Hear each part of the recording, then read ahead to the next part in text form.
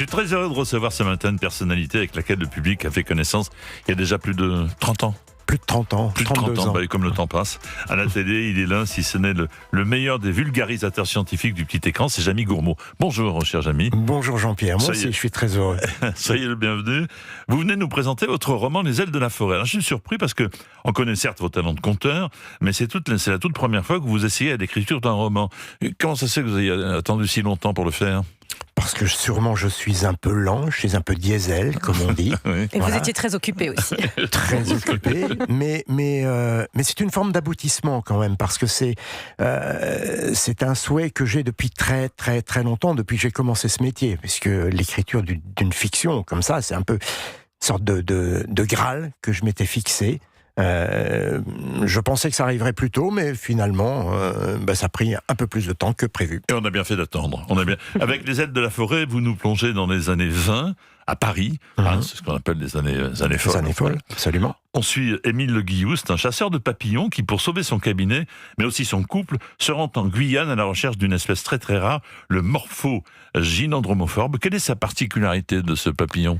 Alors déjà, le morpho est un papillon magnifique. Vous savez, ce sont ces, je dis c'est parce qu'il y a plusieurs sous-espèces, ces papillons d'un bleu iridescent, très métallique. Donc c'est un papillon très très beau. Et le gynandromorphe a la particularité, on va dire, c'est une sorte d'erreur de la nature. Il y en a dans toutes les espèces de papillons.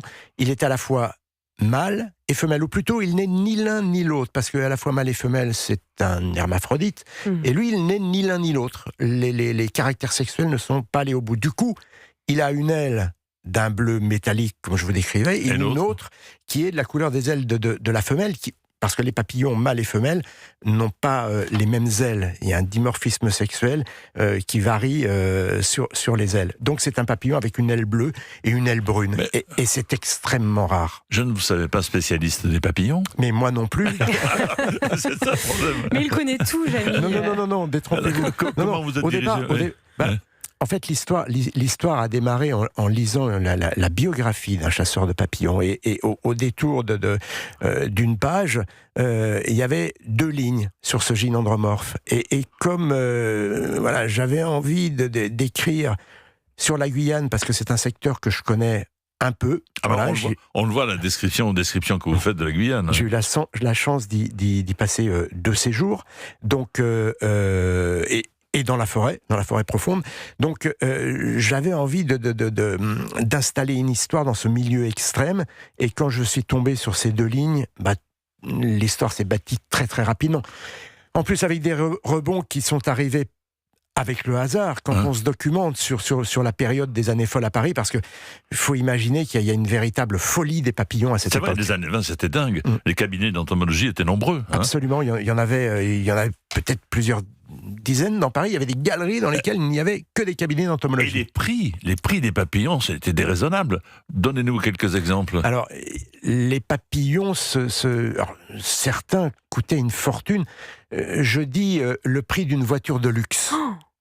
De l'époque. Voilà, donc il y avait des personnes qui finançaient même des expéditions pour aller capturer un papillon rare, soit en Amazonie, soit en Afrique, en Asie. Donc il y avait un véritable engouement autour des papillons. Dans les revues, les meneuses de revues se déguisaient en papillon. Le papillon faisait partie des éléments qu'on retrouvait dans les motifs de décoration. On est dans la période de l'art déco, on retrouve ce motif assez souvent. Quand j'étais gamin, moi j'allais à la chasse aux papillons, comme bon nombre de personnes de ma génération. Donc nous sommes passés à côté de fortune, où en France, on risquait pas de trouver des papillons de valeur. Alors en fait, si, il y a des papillons. Plus un papillon est rare, plus il est cher, bien évidemment.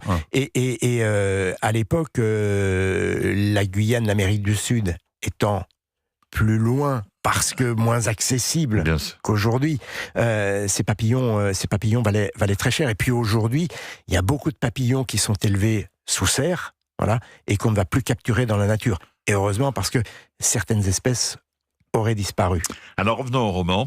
C'est une enquête haletante, puisque l'ancien compagnon de chasse d'Émile a été assassiné. C'est une chose qui arrive. Est-ce que c'est votre passion pour la série Colombo qui vous a inspiré ? Mais peut-être. Voilà. Il y a obligatoirement une énigme dans cette histoire, parce que vous l'avez deviné, il y a tous les ingrédients. Ces papillons qui valent une fortune, ce couple qui bat de l'aile, si j'ai envie de dire. Oui, bah oui, et puis ces deux jungles qui s'opposent, la jungle amazonienne, guyanaise, et puis la jungle du Paris des années folles, hein, parce que nous on a une image très festive de cette période, mais c'est une période aussi qui est un peu noire. Ouais. Émile, c'est quelqu'un de très curieux, d'aventurier. Ça me rappelle quelqu'un. Est-ce que oui.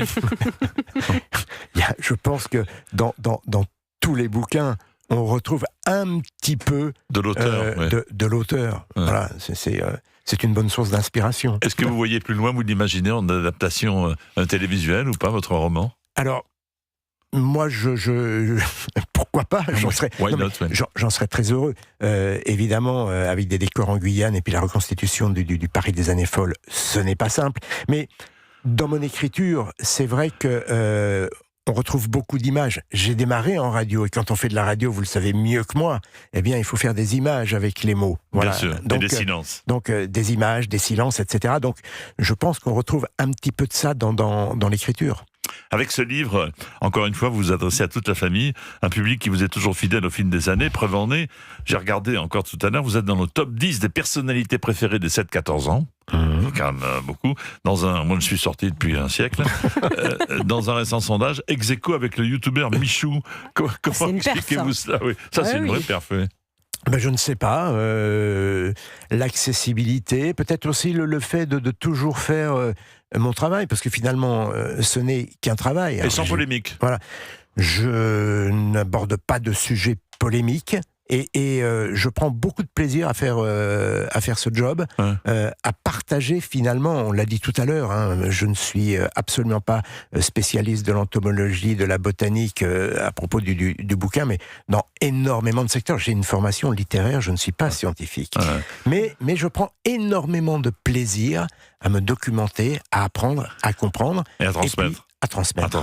Alors, pas de polémique, oui, mais bon, vous avez présenté un concept décliné en 2 thématiques il y a peu. Sommes-nous tous racistes ? Oui. Sommes-nous sexistes ? Oui. Elle a fait beaucoup parler de cette émission, donc absolument. Il y a un peu de polémique là-dedans quand même, non ? Ça fait parler avant.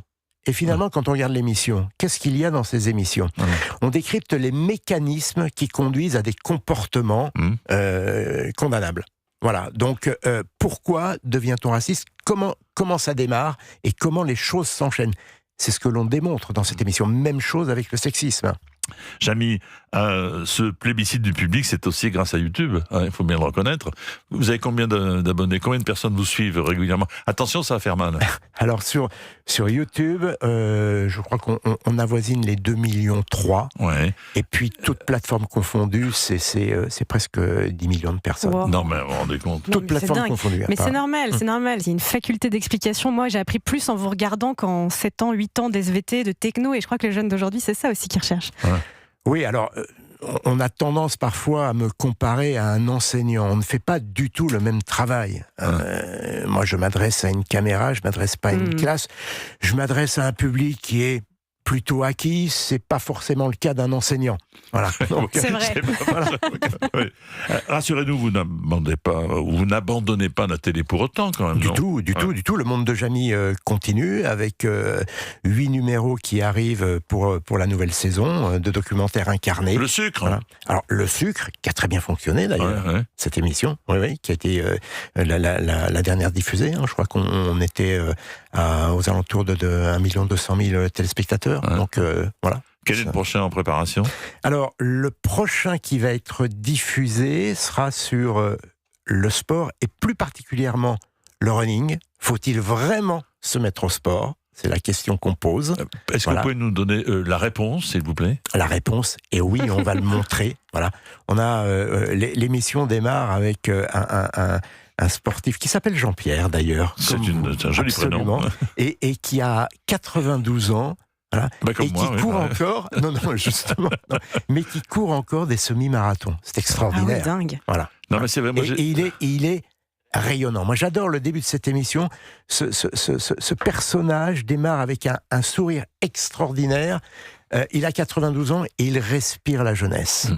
J'ai suivi un marathon, j'étais en Autriche ce week-end, bon, Mhm. pas vous raconter ma vie, mais il y avait le marathon de Vienne, et il y avait une personne qui avait plus de 90 ans qui courait, certes qui n'est pas arrivé dans les premiers, mais qui a terminé quand Non, même ce marathon. On a tourné au semi-marathon de Cannes.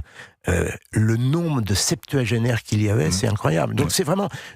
Il faut jamais oublier qu'aujourd'hui, 12 millions de Français courent. Voilà. C'est l'activité sportive la plus pratiquée. J'en profite pour saluer mes camarades du Marseille-Cassis, qui est un semi-marathon tout à fait extraordinaire. Que j'ai fait. Félicitations. Il faut la monter, la gineste. Hein. Exactement. Quand on la descend, ça va mieux, mais pour la montée, c'est un petit peu compliqué. Et on part du mythique stade de Vélodrome. Il y a une quinzaine d'années, vous aviez présenté un grand jeu estival sur France 3, Mission Millennium. Ça vous tenterait de la présentation d'un jeu d'aventure comme, je sais pas, Koh-Lanta, Pékin Express? Alors, Mission Millennium, c'est un grand regret. Pourquoi? Le regret que cette émission n'ait pas fonctionné. Ouais. Parce que j'ai adoré faire cette émission. C'est une émission que nous faisions en partenariat avec l'UNESCO. Allez, c'est une sorte pour qu'on se fasse des références de Koh-Lanta, mais où les défis étaient plus, alors on va dire, intello, mais accessibles. Voilà. Sur des sites, on avait tourné au Mexique, sur des sites aztèques et mayas, et on revisitait toute cette histoire des civilisations précolombiennes. C'était passionnant à faire, Mais c'est ainsi, c'est voilà, le public qui décide. Exactement. Exactement. Et on y peut rien. Dernière question, on vous remercie en tout cas, Jamie.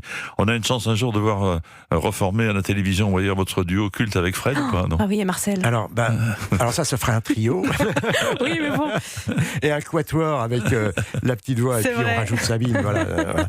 Et là on est dans le quintet. Mais non, moi je suis pas un adepte du revival, Ouais. parce que on a tous gardé de très très bons souvenirs et Ne les associé gâchons pas. voilà, associer cette émission à des bons moments, Ouais. le dimanche matin, le soir quand on rentre de l'école.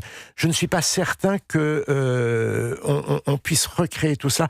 Je pense qu'on créerait plus de déception que de bonheur. Merci mille fois d'être venu Je vous ce en matin prie. ici, Merci Jamie Gourmaud. beaucoup. Donc un bouquin formidable, haletant. Et puis on visite la Guyane, on fait la découverte de papillons tout à fait merveilleux, Les ailes de la forêt, un roman, donc chez Albin Michel. Merci beaucoup. Merci à vous.